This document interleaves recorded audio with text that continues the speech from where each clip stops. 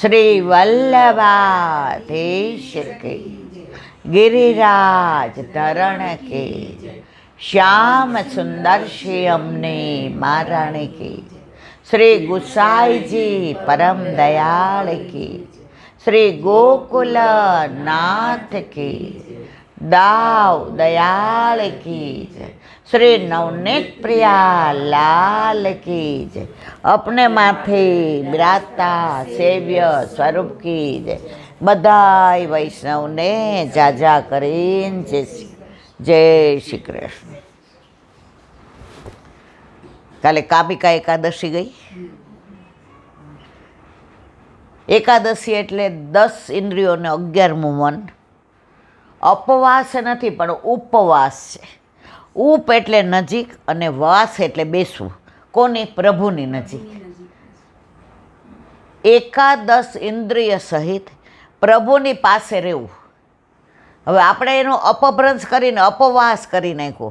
Up એટલે દૂર, અને ખરેખર એવું કરીએ છીએ કે આજે તમે જો ફરાળી ઢોસા ને ફરાળી મુઠિયા ને ફરાળી ઢોકળા ને આપણે એમાં જ રહીએ છીએ, એટલે પ્રભુની નજીક રહેતા નથી. તો વલ્લભે આપણને એક જ વસ્તુ કહી છે કે જો એકાદશીના દિવસે 5 કર્મેન્દ્રિય, 5 જ્ઞાનેન્દ્રિય અને 11મું મન, આના સહિત તમે પ્રભુની પાસે બેસો તો તમને આ બધું કરવાનું મન જ નહીં થાય. હવે સવારથી ઉઠો ત્યારથી તમારું ચિત્ત શેમાં હોય? એ તૃપ્તિ ઓલા ફરાળી દહીંવડાનું પરાયરું છે, શરૂઆત થઈ ગઈ. પછી ધીમેકથી કહીએ સાબુદાણા વહેલા પલાળજે, નહીંતર બરાબર ચવાશે નહીં. વળી થોડી વાર થાય એટલે પણ કાતરી છે ને જોઈ લેજે ને. હવે એકાદશ ઇન્દ્રિય સહિત પ્રભુની પાસે રહેવાના બદલે 10 ઇન્દ્રિય પ્રભુની પાસે છે, પણ 11મું મન ક્યાં છે? તમારું આ ફરાળમાં. તો બધી ઇન્દ્રિયોનો રાજા કોણ છે? મન. આજે બધું એવું કહે ને કે મન બગડે ને તો મોહનમાં ભાવ ના આવે, મન બગડે તો મોહનમાં ભાવ ના આવે. કોઈ કવિએ સરસ કહ્યું છે, જબ તન કી આંखें ખુલતી है તો સંસાર દિખતા है.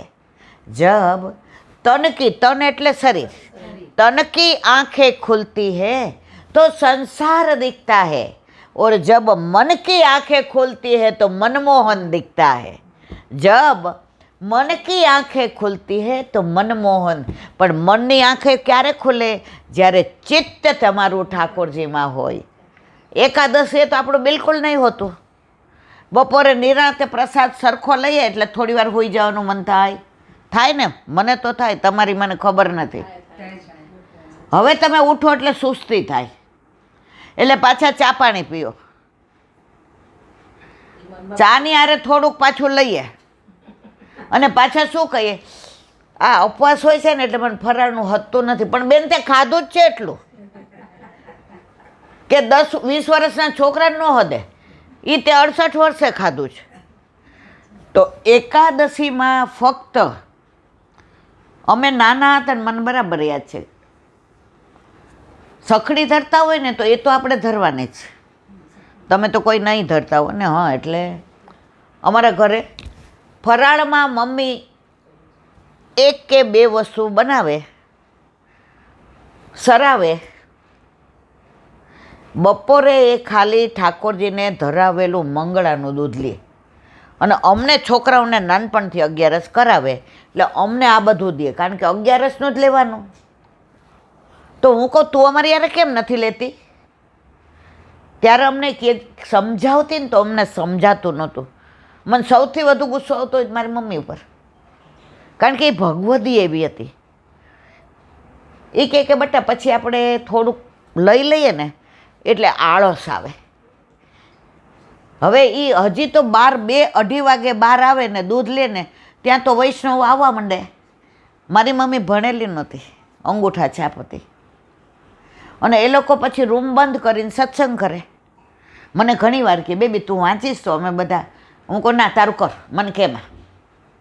આપણને નાના હોય એટલે ગમે નહીં. તો એમાં જેટલા હતા ને એ બધાય અભણ હતા, બધાય અંગૂઠા છે.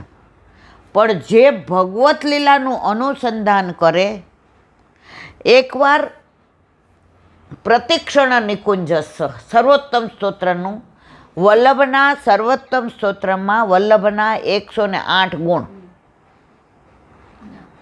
એટલે નામ. એટલે આપણે વલ્લભ કુળની આગળ શું લખીએ? ગોસ્વામી 108. બરાબર. તો એકવાર એ પ્રતિક્ષણ નિકુંજસ્થની અંદર બધા લીલાની વાતો કરતા હતા કે વલ્લભ કાયમ માટે થઈને લીલાના અનુસંધાનમાં હોય. એનું પ્રગટ પ્રમાણ ક્યાં થોડી વાર થાય ને એટલે વલ્લભ કે દમલા અમને કશું ભગવદ લીલા કી બાતે નહીં કરી. દાદા સંભળાય છે તમને? નહીંતર અહીંયા આવી જાઓ. હજી તો થોડી વાર થઈ હોય. દમલા અમને કશું ભગવત લીલા કી બાતે નહીં કી. આપણે આખા દિવસમાં ક્યારે એકવાર બોલીએ છીએ કે આજ તો સત્સંગ નથી થયો? આપણે દીકરીનો ફોન ન આવ્યો હોય ને તો સાંજે બોલ કરીએ. આજે બેને ઉપાડ્યો નહીં ને આ કરતી નથી. બેનને તો હવે કાંઈ પડી જ નથી. જે લોહીના સંબંધો છે, શરીરના સંબંધો છે, જે સાથે નથી આવવાના છતાં એટેચ કોનાથી છીએ?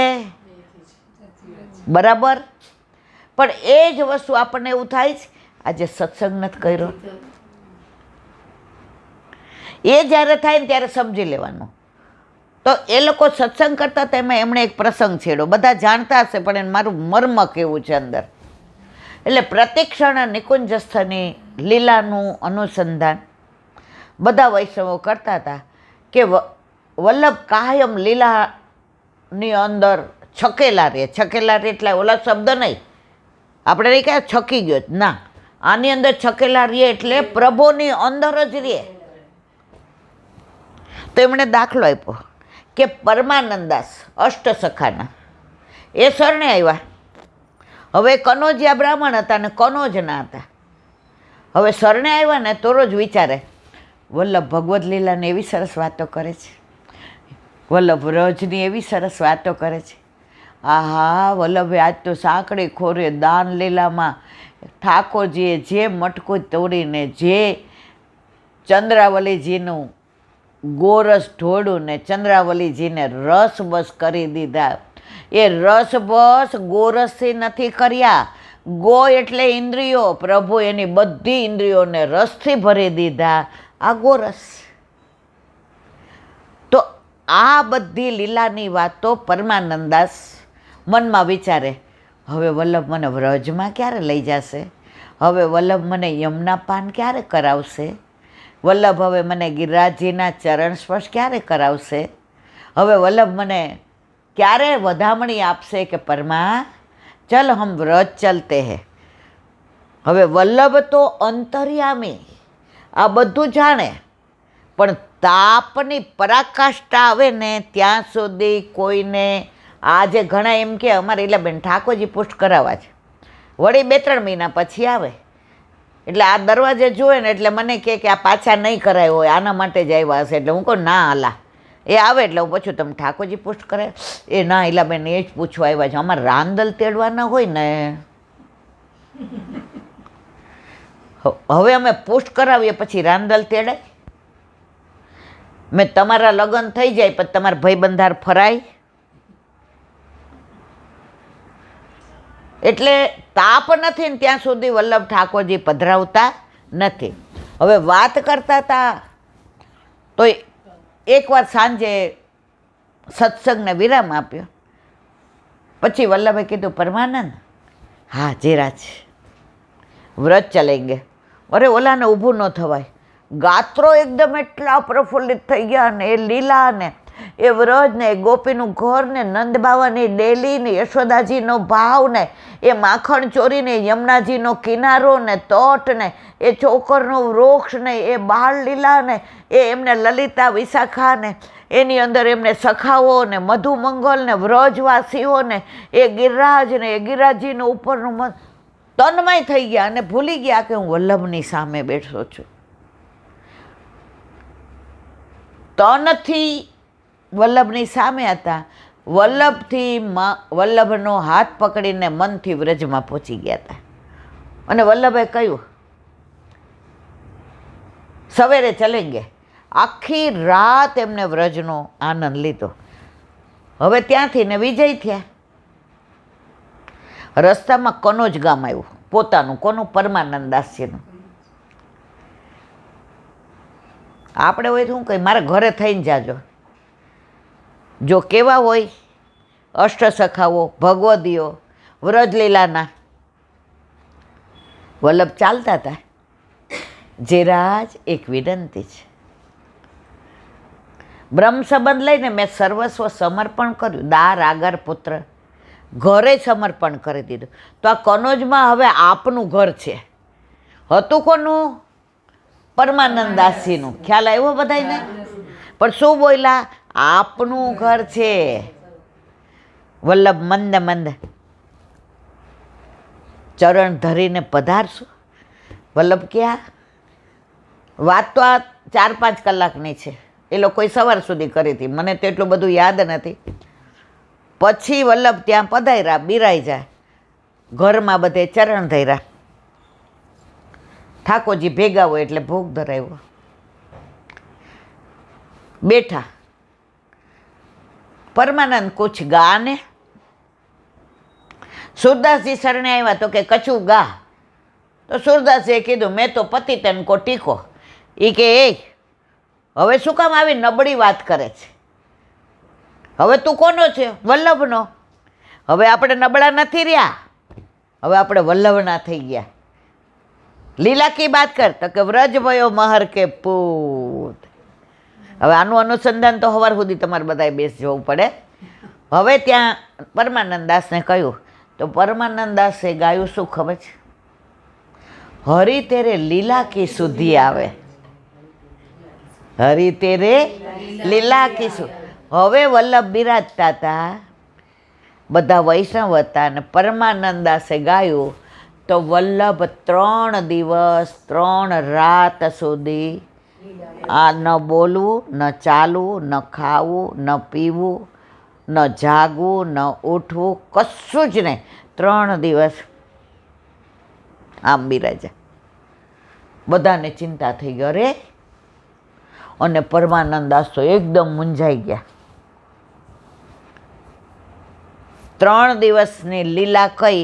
વૃંદાવનની નિકુંજ લીલા, યમુનાજીની નિકુંજ લીલા અને ગિરિકંદરાના દ્વાદશ કુંજની નિકુંજ લીલામાં વલ્લભે જે સામનેજી સ્વરૂપે ઠાકોરજીની સાથે જે નિકુંજ લીલાની અંદર માધુર્ય ભાવની અનુભૂતિ કરી, ત્યારે ઠાકોરજીએ કહ્યું વલ્લભ, હજી દેવી જીવોને શોધી શોધીને શરણે લેવાના બાકી છે. તમારે અહીંયા મારી પાસે નહીં રહેવાય, પાછું ભૂતલ પર પધારવું પડશે. અને વલ્લભ 3 દિવસ ને 3 રાત પછી પાછા ભૂતલ પર પધાર્યા. કોના માટે? આપણા માટે. હજી પરિક્રમા 3 બાકી હતી.